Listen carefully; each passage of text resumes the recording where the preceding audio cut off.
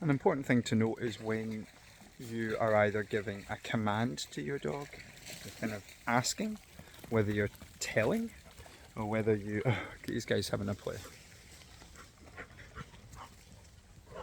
You're asking, you're telling, you're giving affection.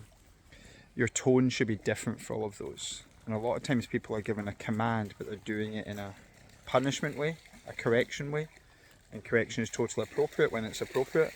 But we have to be aware of our tones. And one of the ways we know if we are doing the right thing is if we're now repeating the... Look at these guys. And then these guys down here. Waterhole. The pigs in the waterhole. I just did it a minute ago there. I was giving the dogs their free time to go in the water and have a bit of affection. And then if I want to add in a rule, I change my tone.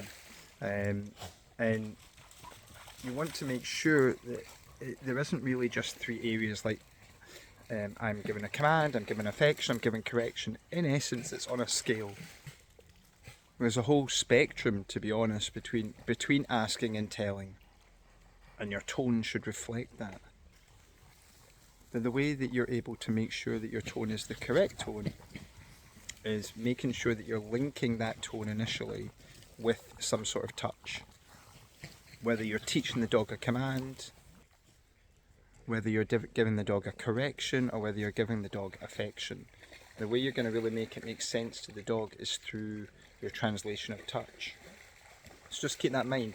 Everything you're doing on your voice and touch and everything is on a spectrum of between asking and telling. And for you to achieve the best results with your dog, you need to be able to have the biggest range possible on that spectrum. These guys are still playing.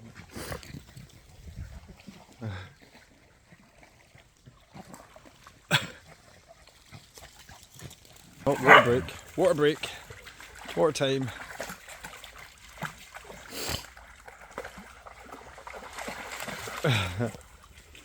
The dogs will get most freedom when you have the best range possible, so they understand what the rules and boundaries are, because when they follow your rules and boundaries, you will give them more freedom.